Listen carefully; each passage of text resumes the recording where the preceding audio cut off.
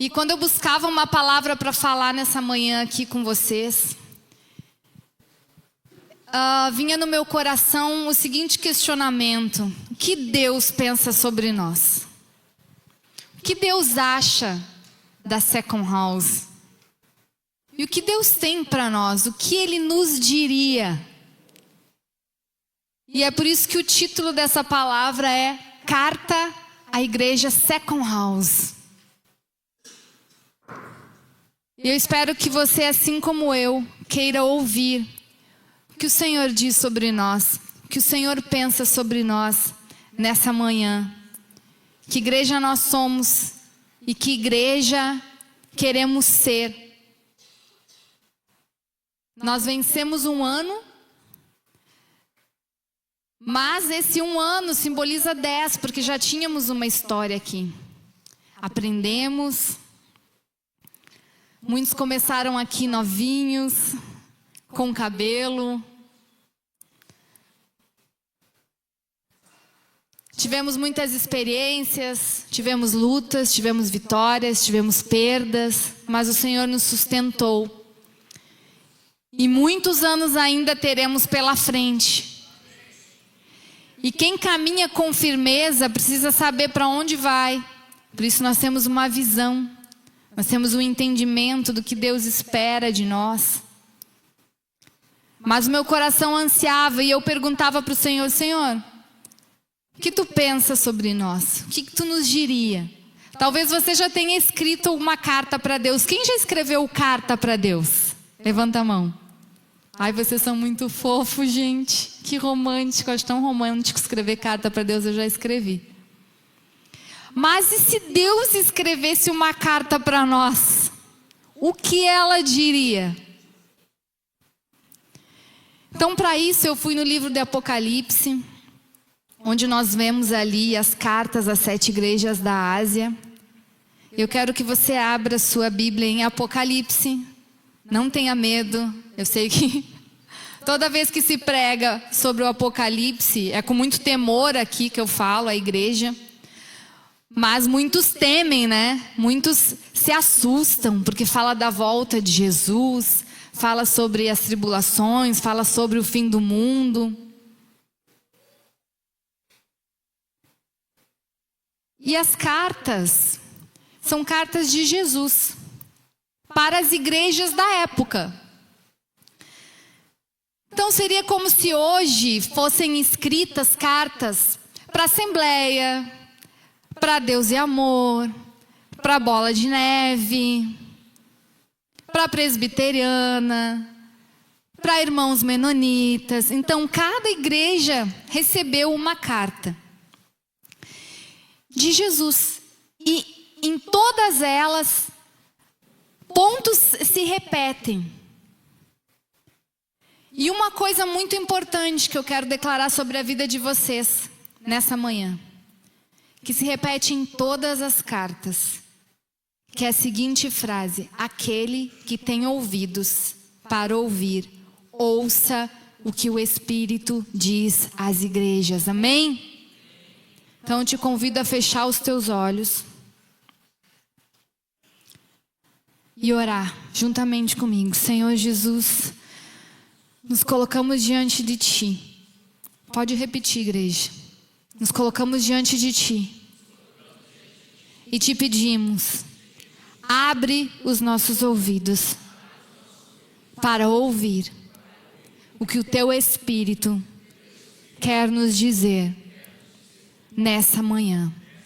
No nome de Jesus, eu declaro, coloca a mão no teu ouvido. Ouvidos, abram-se para ouvir a voz do Senhor. No nome de Jesus. Amém? Então eu quero começar lendo em Apocalipse 1, versículo 4.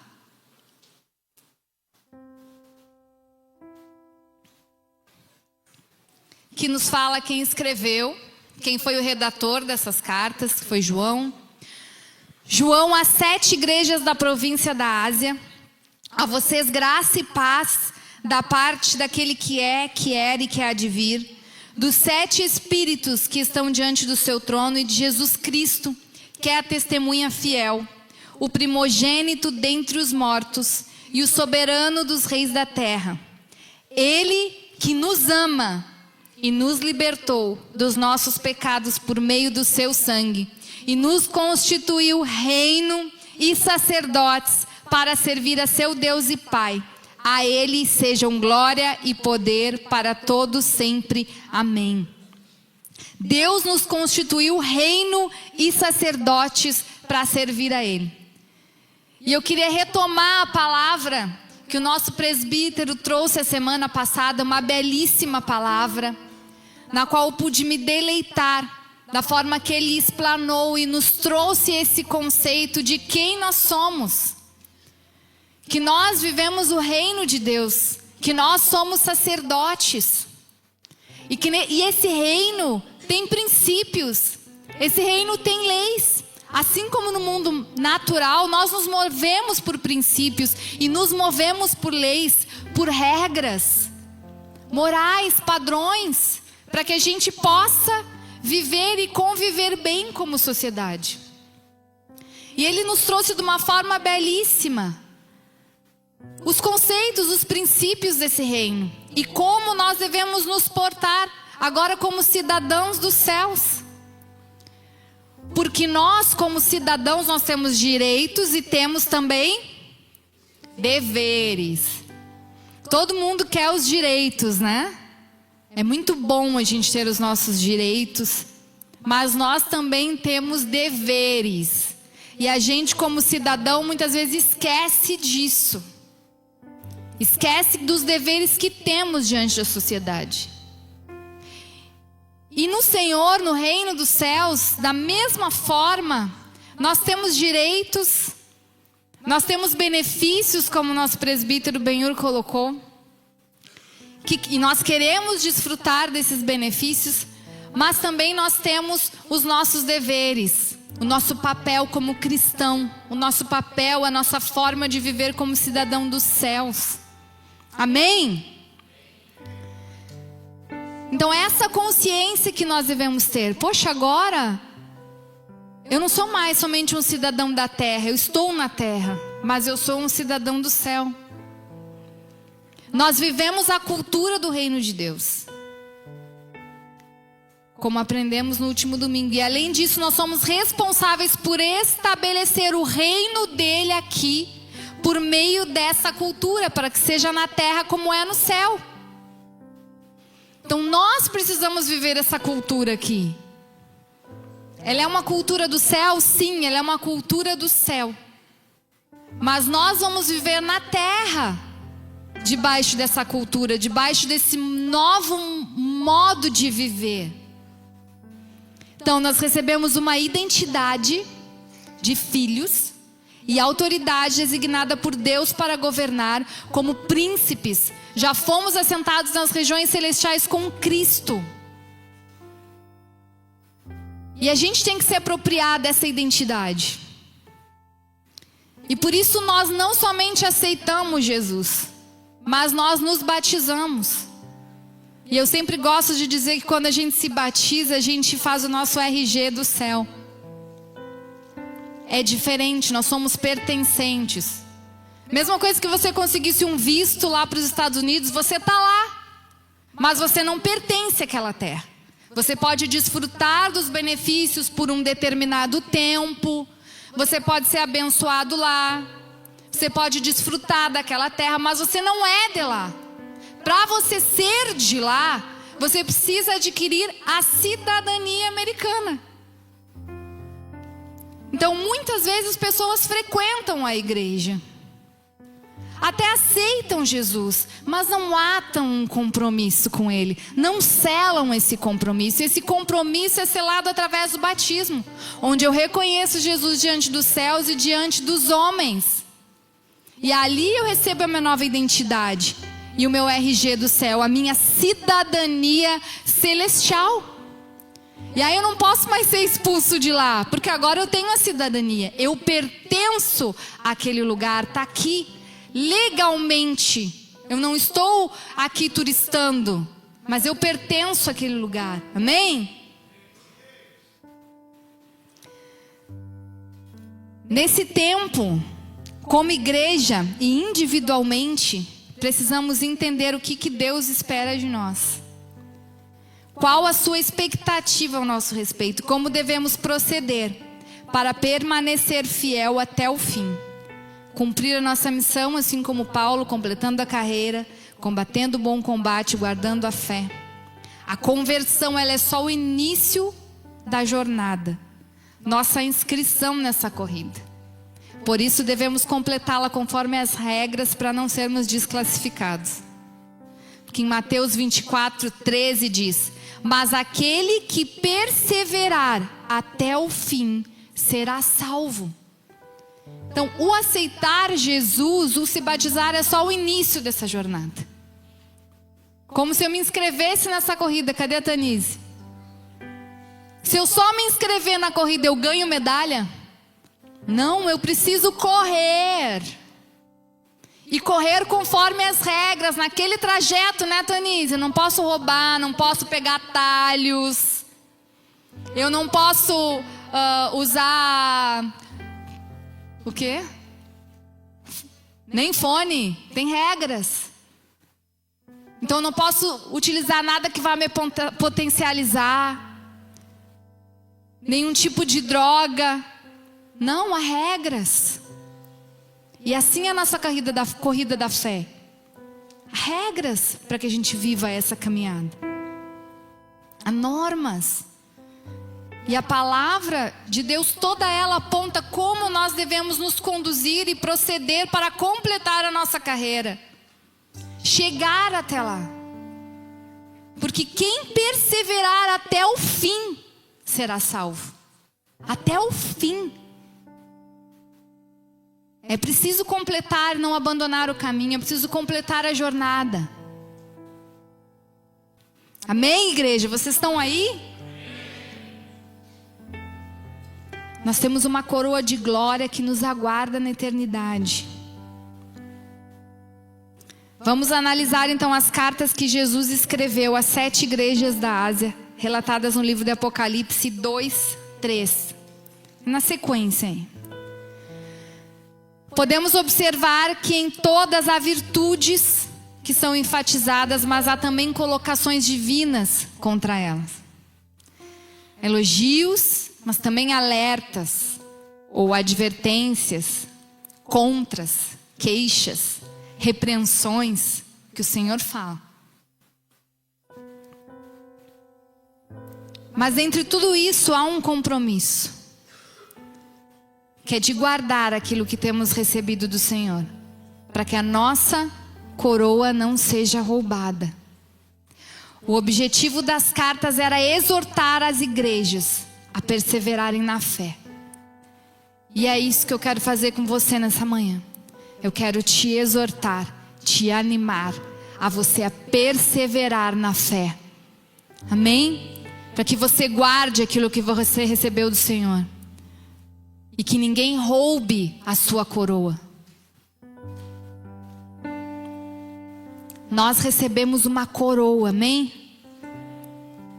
Em 2 Timóteo 4:8 nos fala assim: agora me está reservada a coroa da justiça, que o Senhor, justo juiz, me dará naquele dia, e não somente a mim, mas também a todos os que amam a sua vinda. Nós receberemos uma coroa. Repita comigo: eu tenho uma coroa reservada para mim. E agora declare: ninguém vai roubar a minha coroa. Eu vou guardar a minha coroa até o fim. Vou perseverar de forma diligente até o fim. A coroa, ela é um símbolo de realeza, de nobreza, de honra, de vitória. Ela é usada para destacar alguém que está em soberania. E o Senhor diz que tem uma coroa para nós, reservada. porque nós já estamos assentados com Ele nas regiões celestiais. O Senhor já nos fez vencedores. A vitória ela já é nossa, mas nós precisamos percorrer o caminho. E com muito zelo, com muita diligência, como nos alertam as cartas. Em Apocalipse 3:11 diz: eu venho em breve. Guarda, retém o que você tem para que ninguém tome a sua coroa. E isso aqui nos dá um alerta como igreja. Opa, nesse tempo eu posso ser roubado. Posso perder a minha coroa. Não está garantido. Se eu vacilar, se eu sair do caminho, se eu me desviar do caminho, eu não vou chegar nesse lugar. Eu não vou chegar ao ponto final, à reta final, a linha de chegada. E eu sempre gosto de falar que é um exemplo que o pastor Eric dá, que se tu desviar ao longo do caminho, cada dia 1 centímetro, é tão pouquinho, né? 1 centímetro, parece que eu continuo naquela mesma direção. Mas isso no final vai dar uma grande diferença. Então são detalhes que, se nós nos desviarmos, o que Deus dizia para Josué antes de ele conquistar a terra da promessa? Não te desvia, nem para a direita, nem para a esquerda. Não sai do caminho. É nesse caminho, é dessa forma. Perder a coroa pode significar a perda da autoridade e do acesso às regiões celestiais. Vamos ouvir, igreja, o que o Espírito nos diz? Amém? Eu vou começar com as igrejas na ordem. E a primeira igreja é a igreja de Éfeso. Então nós vemos um padrão em todas as igrejas que Jesus fala, porque Ele nos ama e Ele corrige a todo quanto Ele ama. Então nós vemos virtudes, pontos a favor que Ele fala sobre as igrejas, mas também nós vemos contras, queixas, advertências, coisas que não estavam legais. E também Ele nos dá uma direção para que isso seja corrigido. E todo esse tempo dessa análise que a gente vai fazer, eu quero que você olhe não somente para a igreja Second House, mas para a nossa igreja a nível mundial, que é a igreja noiva de Cristo. Mas mais importante do que olhar para o macro, para o nosso contexto, é que a gente possa olhar também para nós, para o nosso interior. Porque talvez a gente se veja em uma dessas igrejas, em uma dessas cartas aqui. Talvez a gente se enxergue aqui. Então nós precisamos estar atentos, porque nós temos valores, nós temos virtudes. Olha para a pessoa que está do teu lado. Diga: você tem valor, você tem virtude, e o Senhor não vai deixar você se perder. Então fique atento para o que Ele vai falar com você nessa manhã. Então vamos começar pela igreja de Éfeso. Éfeso, uma igreja ativa, viva, possuía obras, dona de uma fé prática, trabalhava arduamente e era perseverante. Não tolerava homens maus, colocando à prova aqueles que se diziam ser apóstolos e não são. Suportou os sofrimentos por causa de Jesus, sem desfalecer. Nossa, que coisa linda.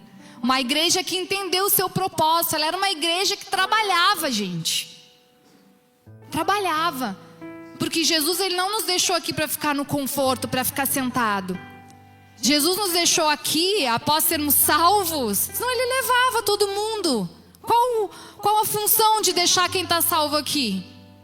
Se não for para fazer algo, se não for para cumprir um propósito, que é o que a gente tem falado há semanas. Deus te deixou aqui para algo. E essa igreja era uma igreja ativa. Era uma igreja que tinha obras. Ela fazia algo. Era uma igreja sábia, que não tolerava qualquer coisa, qualquer ensinamento. Ela não tolerava aqueles que se diziam apóstolos e não eram. Apóstolo é alguém que se dedica a sua vida à propagação de uma causa, ideia ou doutrina. Então era uma igreja que ela era fiel, fidedigna àquilo que o Senhor havia deixado, aos ensinamentos, ao verdadeiro evangelho. Ela era fiel. Será que o Senhor pode dizer isso de nós hoje? Second House é uma igreja viva, uma igreja ativa, uma igreja que tem obras, uma igreja que persevera em meio ao sofrimento, que não tolera homens maus, homens perversos, que querem distorcer a palavra, que vem com ideologias, propagando ensinos que não são ensinos compatíveis com a verdade do evangelho. Porém, essa igreja, ela parecia perfeita. Olha para a pessoa que está do teu lado e diga: porém, essa igreja parecia perfeita, mas o Senhor tinha algo contra ela. A igreja de Éfeso, ela foi apontada por ter abandonado o seu primeiro amor. O que é abandonar o primeiro amor? Cair na monotonia, na zona de conforto. Ela já não se esforçava tanto. Ela já não fazia as mesmas coisas que ela fazia no início. Seu amor já havia esfriado. Foi uma igreja que cansou, que ao longo do caminho foi abandonando aquilo que fazia lá no início, no primeiro amor. E nós chegamos assim, apaixonados, incendiados, queremos servir, mas às vezes o nosso servir não dura um ano, porque eu canso, já não estou tão empolgado, porque tem tantas outras coisas, a vida é uma loucura, a rotina é muito doida, não se tem tempo para nada. Éfeso foi apontado, porque o maior desafio é nós permanecermos constantes, fervorosos no Espírito, praticantes das primeiras obras. Você consegue lembrar de como você chegou até o Senhor? Você consegue lembrar desse sentimento, o sentimento que te movia lá no início? Esse mesmo fogo ainda te move?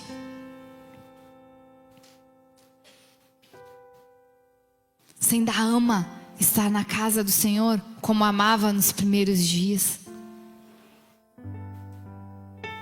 Mesmo se o carro estragasse, mesmo se tu não tivesse carro, tu vinha de a pé. E muitos começam assim. E aí ao longo da jornada, se o carro estragou, eu não vou ir, não tenho como ir. O que você fazia, que você não faz mais pelo Senhor? E essa é a direção que Deus dá, que Jesus dá para essa igreja. Lembra de onde você caiu.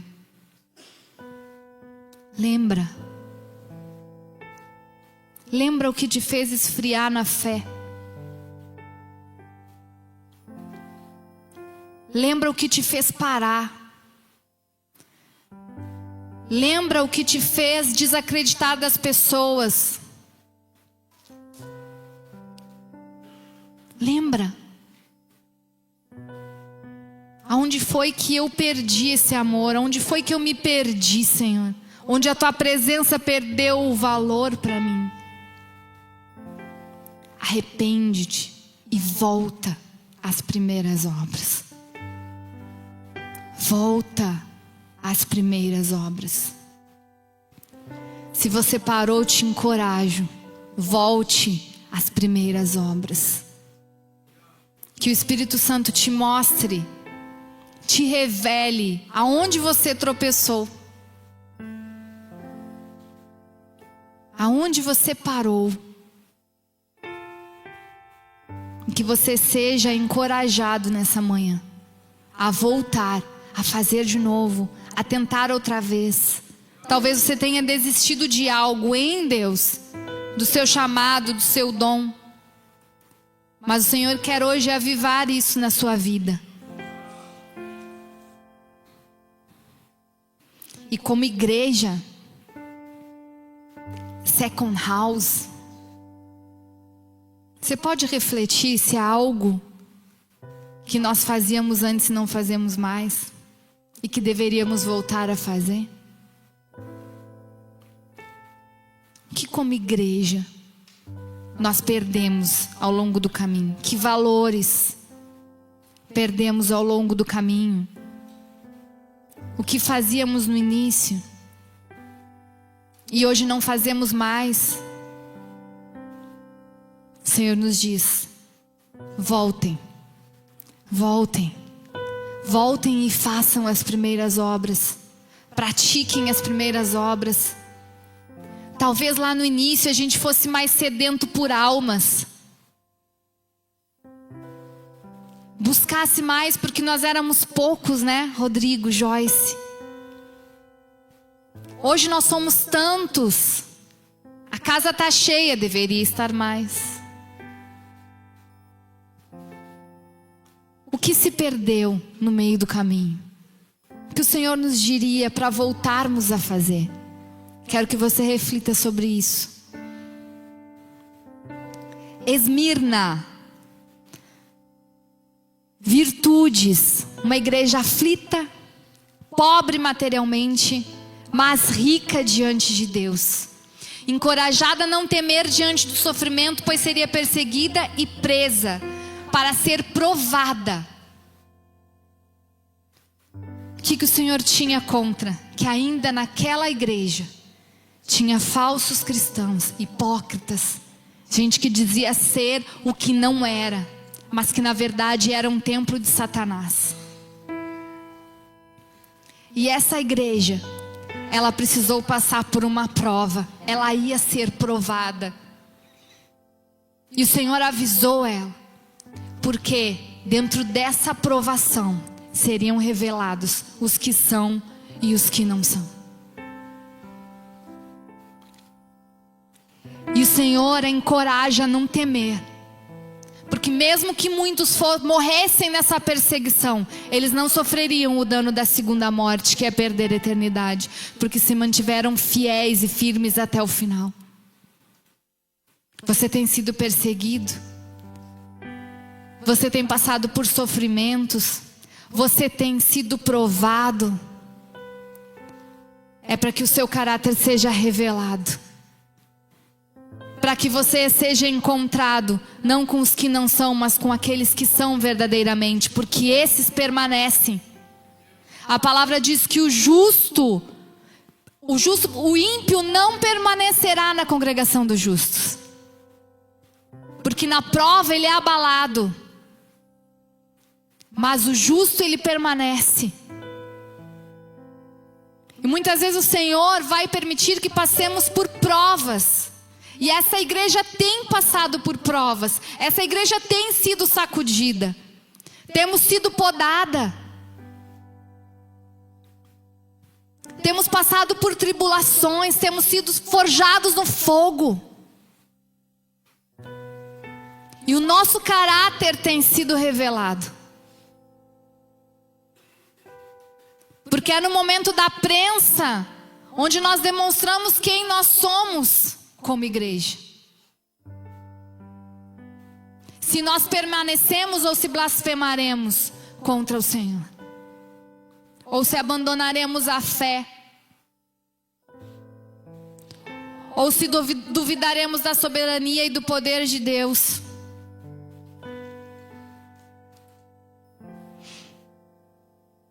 para Esmirna, Jesus disse: não tema, não tema, não tema as provas que você tem que passar, igreja. Não tema. Seja forte, seja corajoso, seja valente, porque o Senhor é contigo. E as provas, elas vêm para nos aperfeiçoar, para nos levar no outro nível, para nos fazer transcender, e para que a impureza e tudo que é maligno que há em nós seja consumido pelo fogo das provações, pelo fogo do poder de Deus. Amém? Nós não devemos temer o fogo das provações, porque é um fogo que nos purifica, é um fogo que nos refina, é um fogo que nos aperfeiçoa.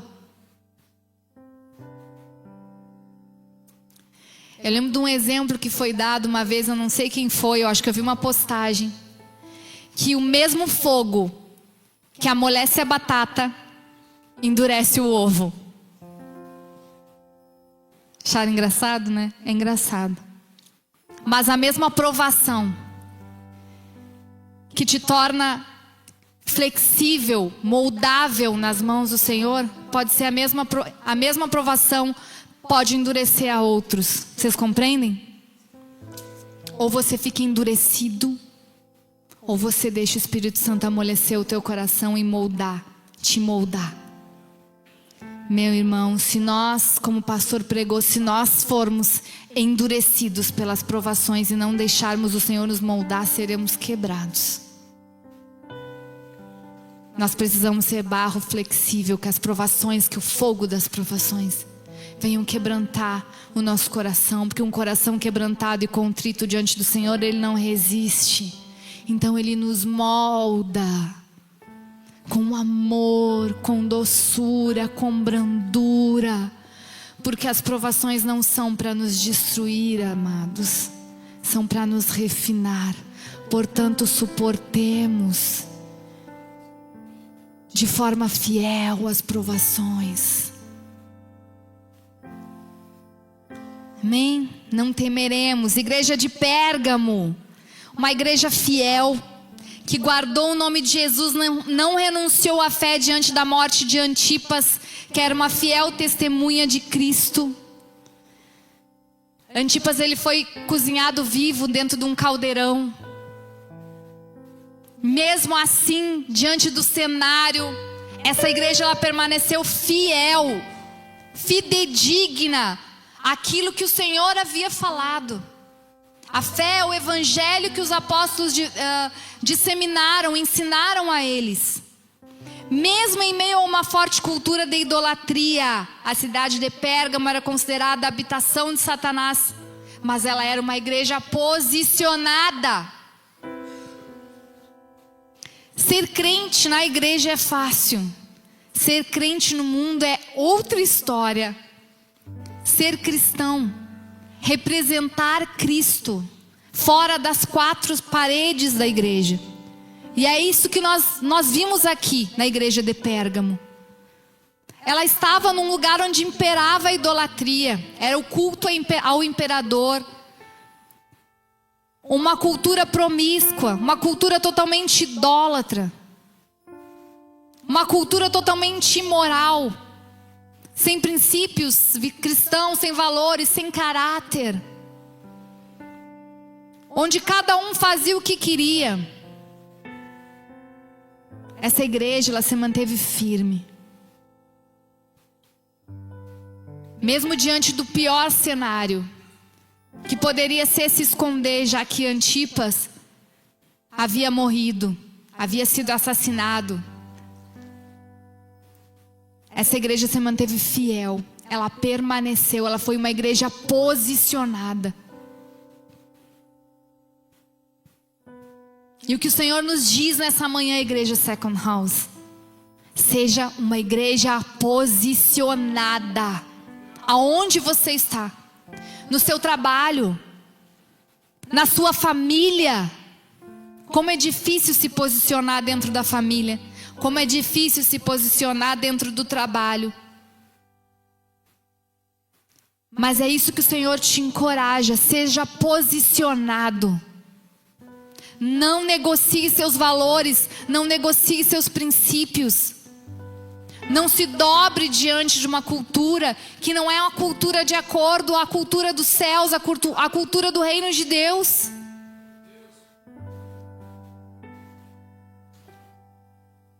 Porém, essa igreja também tinha falhas. Também tinha coisas que não agradavam ao Senhor. E o Senhor sempre fala. O Senhor sempre vai te falar.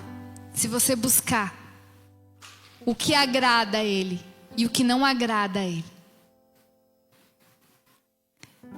Nessa igreja tinha pessoas que ainda se apegavam aos ensinos de Balaão, armando ciladas e influenciando os israelitas a comerem comidas sacrificadas a ídolos e a praticar a imoralidade sexual. Balaão, ele era um profeta, um adivinho. E ele ouvia a voz do Senhor também. Você sabia? Balaão, ele ouvia. O Senhor falava com ele. Mas Balaão, ele perverteu o dom para uso próprio. O significado do nome Balaão do hebraico é devorador, destruidor do povo. Balaão, ele usava o seu dom não para honrar ao Senhor, mas ele usava o seu dom para lucro próprio, para interesse próprio, para tirar vantagens do que era benéfico para ele. Ele tinha o interesse de lucrar com a igreja, com aquele povo, desculpa, com o seu dom. Balaão ouvia a voz de Deus, mas ele também ouvia outras vozes. Mas o que Balaão escolheu? Ouvir as outras vozes que lhe traziam benefícios. E há muitos ensinamentos que se infiltram dentro da igreja, que não são ensinamentos bíblicos. E eu sei que todo mundo aqui já ouviu falar do evangelho da prosperidade, de igrejas que tu vai, mas e que só prego, Deus vai te dar um carro, Deus vai te dar uma casa, mas você precisa ofertar. Você precisa dar tanto, é tantos envelopes disso, tantos envelopes daquilo, de tal valor. Amados, muitos usam a igreja para fonte de lucro, não para servir ao Senhor. Muitos usam a igreja e os seus dons para benefício próprio.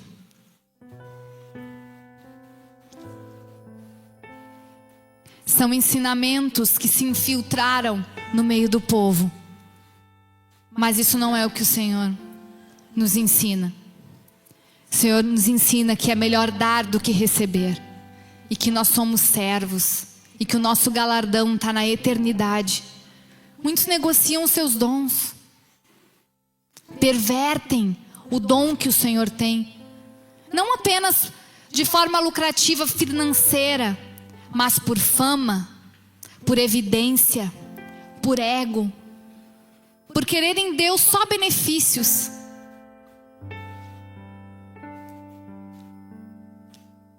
Muitos e muitos cantores que vocês veem por aí começaram na igreja, né, pastor Ivan? Muitos começaram na igreja,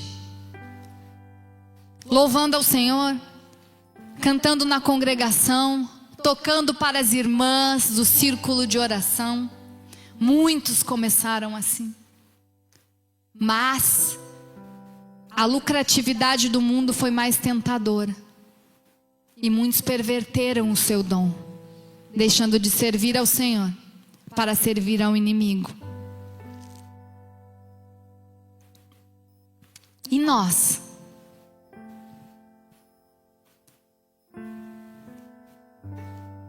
Nós viemos ao Senhor pelo que Ele pode nos dar, pelo interesse numa vida melhor, ou nós viemos ao Senhor por quem Ele é? Nós viemos em busca de um evangelho fácil que me faz prosperar, ou nós viemos em busca de um evangelho de cruz? E aqui nos fala que essa igreja, embora ela fosse uma igreja posicionada, ela era uma igreja permissiva. Era uma igreja que deixou-se infiltrar falsos ensinamentos, idolatria. E quando eu falo em idolatria, não é idolatria a santos, a deuses, mas idolatria é aquilo que nós colocamos no lugar que Cristo deveria ocupar no centro das nossas vidas. E isso pode ser alguém, pode ser dinheiro, como nós falávamos aqui sobre Balaão. O dinheiro pode ser o centro da nossa vida, a busca por riqueza pode ser o centro da nossa vida. E essa cruz aqui, ela está aqui para nos lembrar que o centro da nossa vida é Jesus. E que os ensinamentos que o Senhor nos deixou, o evangelho que nos deixou, é o evangelho de cruz. E nesse lugar não está a nossa família, não está o dinheiro, mas está a cruz. E nós não podemos nos esquecer disso.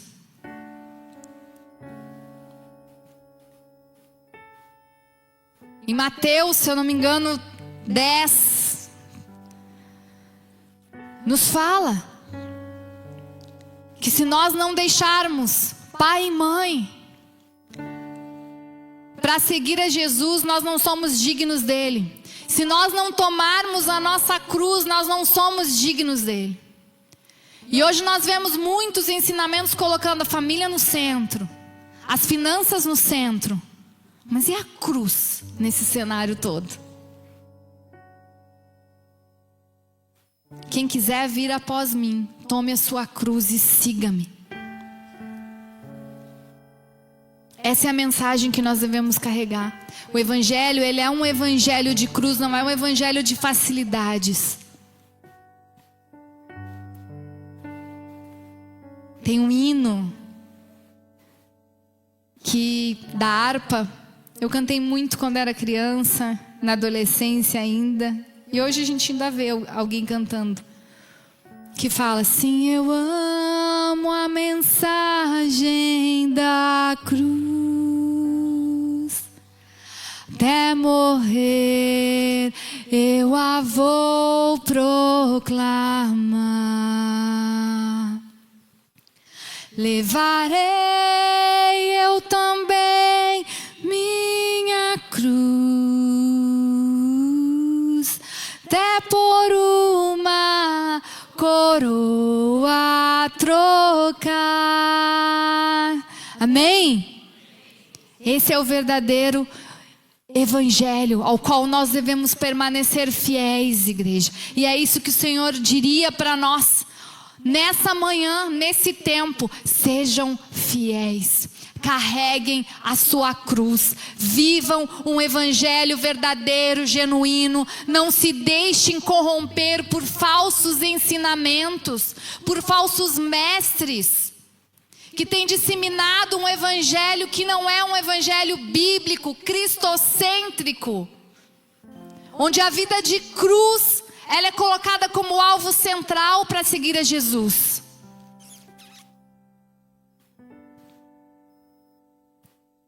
Igreja de Tiatira, também uma igreja que tinha obras, amor, fé, servia o Senhor muito mais agora do que no começo.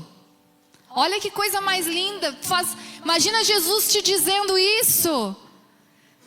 Tu é uma igreja ativa, tu é uma igreja viva, tu tem amor, tu tem fé, tu faz muito mais agora do que fazia no início.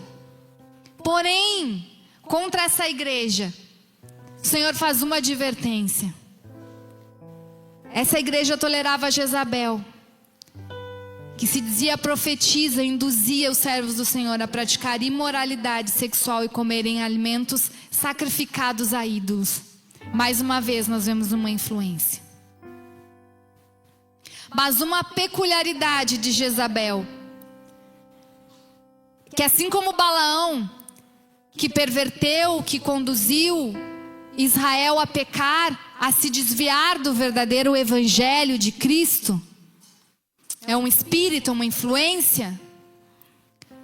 Jezabel, ela atua no profético. O que é o profético? É a voz de Deus. É quando Deus fala.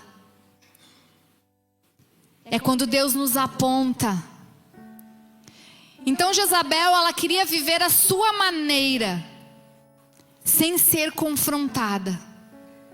E toda vez que ela era confrontada, ela revidava. E aqui nos dá um sinal. E algo que nós devemos ter. Nós não devemos ter medo do confronto e de ser corrigido. Porque o Senhor, Ele vai nos corrigir. E nós precisamos ter um coração ensinável. Um coração que não foge da correção. Um coração que não foge do confronto. O que Jezabel fazia? Toda vez que alguém denunciava o erro dela, o pecado dela, ela queria matar. E muitas vezes nós temos um coração endurecido, que não aceita o confronto e que muitas vezes não quer ouvir a voz do Senhor. Nós estamos sob a influência desse espírito. Nós estamos sendo influenciáveis. Porque o filho, ele tem um coração que é ensinável. E ele se arrepende. Então toda vez que o Senhor te fala algo, que um pastor te fala algo, que o teu líder te fala algo, lembra dessa palavra: eu preciso aceitar a correção. Porque se nós dermos brecha, esse espírito que manipula tudo ao seu favor, ele vai invadir a nossa vida e vai endurecer o nosso coração. E vai nos dar um coração que não é corrigível. O Senhor quer que tenhamos um coração maleável. Que faça a vontade dEle, não a sua. E quantas vezes nós falamos de Jezabel, usamos Jezabel como a figura de uma mulher, mas esse espírito, ele atua tanto em homens quanto em mulheres. É um espírito insubmisso que não se submete, que se rebela, que se revolta contra toda autoridade, que não aceita dizer não, não aceita o não.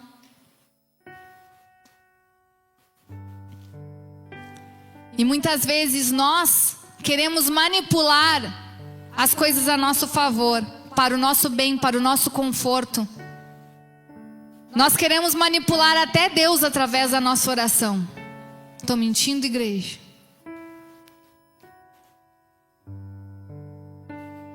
Ah, Senhor, mas eu tenho sido fiel. Ah, Senhor, eu quero dessa forma, eu quero assim. Se não for assim, eu não quero.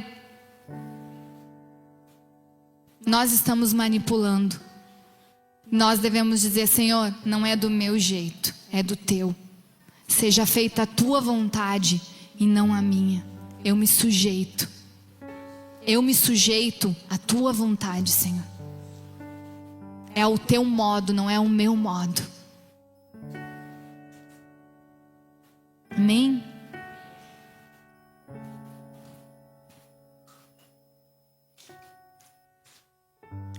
Sardes.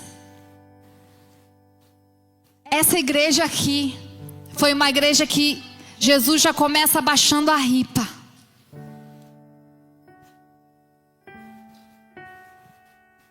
Fama de estar vivo, mas está morto. As suas obras eram imperfeitas. Essa igreja tinha obras, mas não tinha caráter. Seus dons eram pervertidos, tinha folhas, mas não tinha frutos. Deixaram as suas vestes se contaminar. E quando eu penso numa obra imperfeita, a primeira coisa que me vem à mente é uma obra sem Jesus, sem amor. Estar na igreja e estar em Cristo são coisas totalmente diferentes. Nós podemos estar na igreja e não estar em Cristo. Nós podemos vir todos os domingos à igreja, mas não ter as nossas vestes lavadas do sangue do Cordeiro, porque não há arrependimento. Quando eu penso em obras imperfeitas, eu penso nessa falta de amor, eu penso em 1 Coríntios 13, que nos fala que sem amor é como um sino que retine, é só barulho, não tem sentido. Quando eu penso em obras imperfeitas, eu penso em religiosidade. Fazer sem entendimento. Eu faço porque eu tenho que fazer. Eu vou porque sou obrigado a ir. Eu participo porque eu tenho que participar. Não tem amor. Tem apenas um cumprimento de um ato religioso. E quando nós fazemos para o Senhor as coisas sem amor, ou com a motivação errada, eu faço para que o pastor me enxergue. Eu faço porque eu quero uma posição. Eu faço para ser visto, para ser notado. Eu faço para ser aceito. As nossas obras, elas se tornam imperfeitas, porque Deus é um Deus que sonda o nosso coração. E nós precisamos ter obra sim, mas as nossas obras, elas devem ser movidas, motivadas pelo amor, motivadas em Cristo, motivadas pela nossa missão, por esse senso de responsabilidade, por esse senso de cidadania, por eu saber quem eu sou e também por eu saber quem eu não sou, que eu não sou nada sem Ele. Quando eu reconheço as minhas limitações e as minhas fraquezas, e eu sei que eu sou dependente, e eu venho aqui, eu sirvo ao Senhor com honra, com excelência, com zelo, porque eu estou servindo ao Senhor, e não a homens. Por isso que eu venho no culto mesmo quando o pastor não está. Porque eu sei quem eu estou servindo. É ao Senhor. E eu reconheço isso. Então eu chego. A virtude dessa igreja é que diz o seguinte: tem alguns que ainda não contaminaram as suas vestes e andarão com Cristo vestidos de branco, pois são dignos. E é com dignidade que nós devemos servir ao Senhor, com zelo. Que nós possamos nos apresentar como obreiros irrepreensíveis, sem ter do que se envergonhar diante do Senhor. Os que mantiveram as suas vestes brancas, que não contaminaram as suas vestes, foram aqueles que se lavaram a cada dia no sangue do Cordeiro. O que é se lavar? É reconhecer os seus pecados e se arrepender diariamente. Porque se nós nos apresentarmos com o coração sujo, com as mãos sujas diante do Senhor, as nossas obras serão imperfeitas.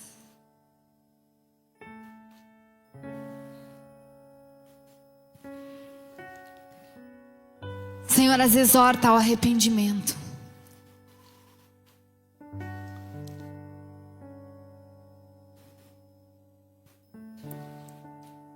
E o Senhor te diz, igreja, se você já não tem servido mais ao Senhor, com o mesmo amor, com o mesmo zelo, se você não tem caminhado mais com o Senhor da mesma forma, em temor, o Senhor te diz nessa manhã: te arrepende. Ele diz ainda para essa igreja: fortalece o que estava para morrer. Estava para morrer, mas ainda está vivo. Mas precisa ser fortalecido. Essa chama, esse amor, esse zelo pelo Senhor que venha a te consumir nessa manhã, amém? Deixa o zelo pela casa do Senhor te consumir nessa manhã. Deixa esse fogo te consumir.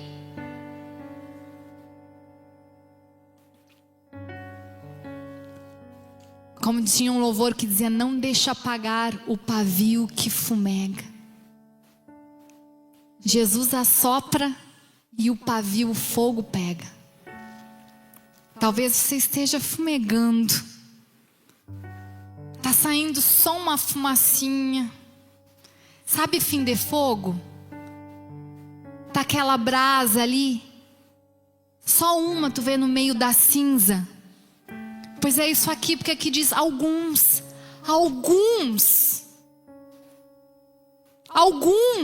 não se contaminaram. Tem um foguinho ali. Mas o que acontece se naquela brasinha a gente colocar lenha e soprar? O fogo pega. O fogo pega. Então talvez você seja esse foco que ainda está aceso no meio de uma multidão. Mas se você deixar Deus soprar na sua vida um fôlego novo, você vai ser incendiado. No nome de Jesus. Que Ele sopre um fôlego novo sobre a tua vida nessa manhã. Que aquilo que estava morto ou por morrer seja restaurado, seja reanimado no nome de Jesus. Sejam sonhos, sejam projetos.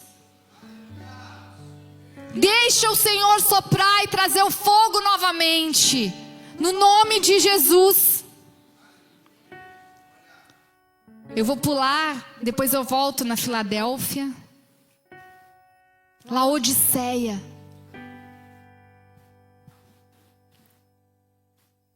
Eu não achei virtudes em Laodiceia. Uma igreja que não foram apontadas virtudes. A não ser que Deus corrige quem ama. Então a gente poderia dizer que uma igreja que ela era amada pelo Senhor. O Senhor amava. Porém Laodiceia era uma igreja morna. Não era nem fria, nem quente. Era morna. Por que ela era morna? Ela era rica, autossuficiente. Ela não precisava do Senhor em nada. Ela se bastava. Era uma igreja independente. Uma igreja que permanecia ali, que cria no Senhor, mas que não vivia a prática do Evangelho. E a gente não pode ser somente ouvinte, mas nós precisamos ser praticantes da palavra. Porque se nós viermos aqui todo domingo e sermos somente ouvintes, nós seremos essa igreja morna.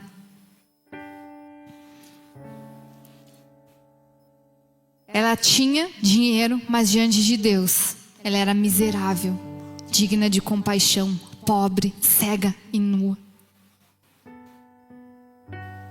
Ela era tão pobre que a única coisa que ela tinha era dinheiro. E a busca por bens materiais, por ajuntar tesouros aqui na terra, ela tira o nosso foco da eternidade. Ela tira o nosso foco de uma causa muito maior. E nós acabamos ficando nesse plano terreno. E nós nos afastamos do projeto que Deus tem.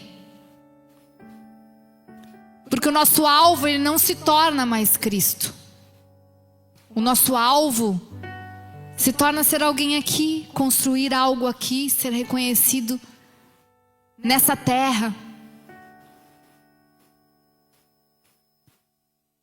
E nós como cristãos sabemos, somos conscientes de que Deus nos chamou para uma causa maior. E que nós devemos buscar primeiramente o reino dos céus e as demais coisas nos serão acrescentadas. Então os nossos olhos, eles precisam estar fixos em Cristo. O autor e consumador da nossa fé, o único e vivo caminho. Somente através dele nós temos acesso ao Pai.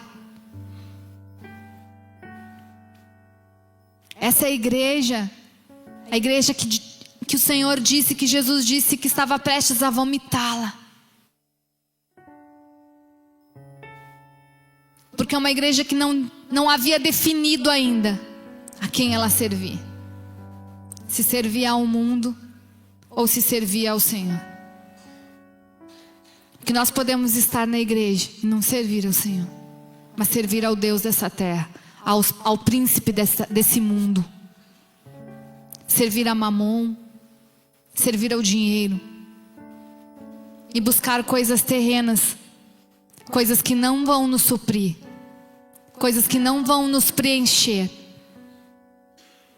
porque são coisas momentâneas e coisas materiais. Que Jesus falou: seja diligente e arrependa-te.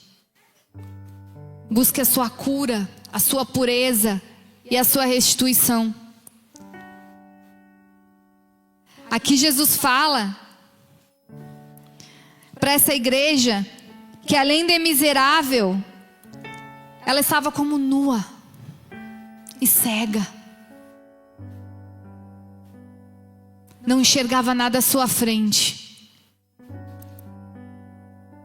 Não estava revestido de Cristo, mas estava revestido da carnalidade. Era uma igreja carnal que buscava as coisas carnais e não conseguia ver um palmo diante do seu nariz, porque as riquezas, o encantamento desse mundo, ele nos cega. Arrependa-se, diz o Senhor. E nós temos a igreja de Filadélfia. Essa igreja, repete comigo, essa igreja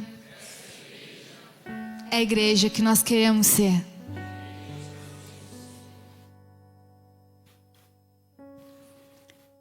Essa igreja é uma igreja que possuía obras e chaves espirituais. Possuía acessos, portas abertas por Deus que ninguém podia fechar. Isso nos mostra um nível de autoridade. Ela era fraca, tinha fraquezas, mas era fiel e perseverante. Era uma igreja obediente. E para ela o Senhor disse: guarda o que tu tens para que ninguém tome a tua coroa. O que o Senhor tinha contra? Eu até coloquei aqui, o Senhor não aponta erros, mas o Senhor fala que ia exaltar ela diante daqueles que se diziam judeus e não eram, daqueles que a perseguiam, porque a igreja verdadeira, fiel, a igreja de Cristo, a noiva de Cristo, o evangelho, quem prega o verdadeiro evangelho, ele vai ser perseguido. Mas o Senhor vai exaltar a sua noiva, a sua igreja, quando ela permanece fiel e o Senhor reveste ela de autoridade, coloca chaves nas suas mãos. Eu quero que o louvor já pode subir, amém? No meio dela ainda tinha joio, no meio do trigo ainda tinha joio.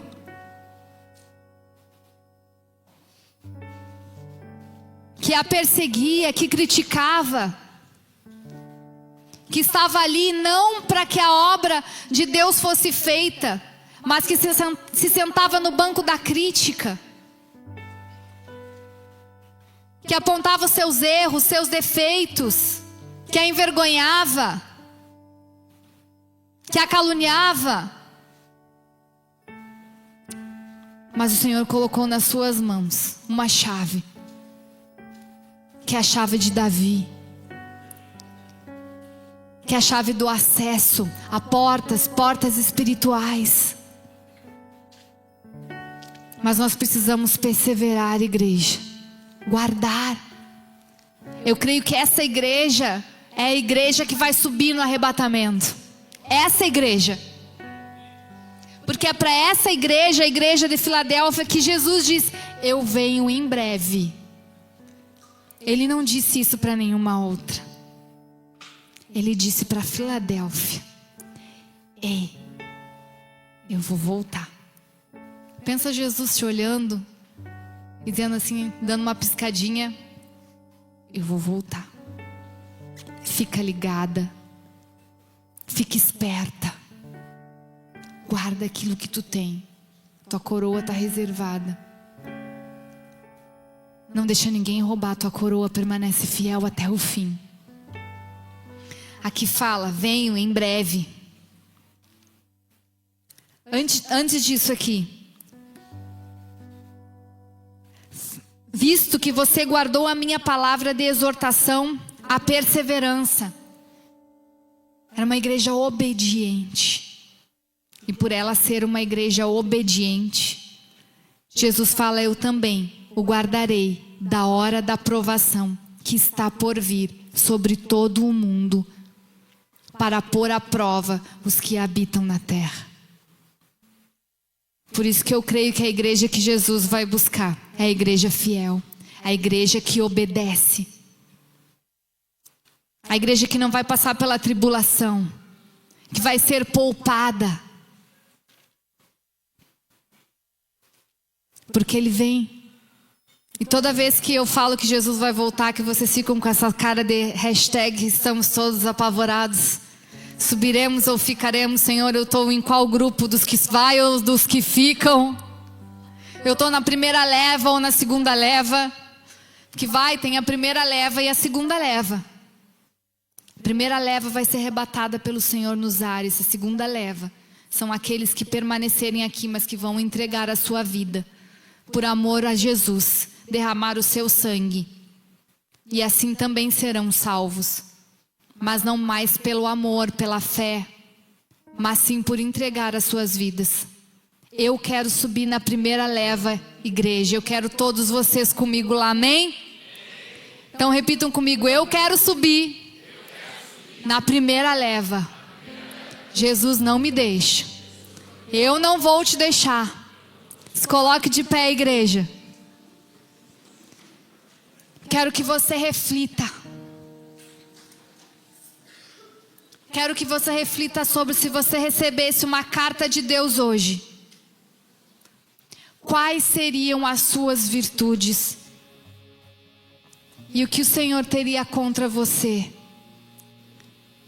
Quero que você continue focado, feche os seus olhos.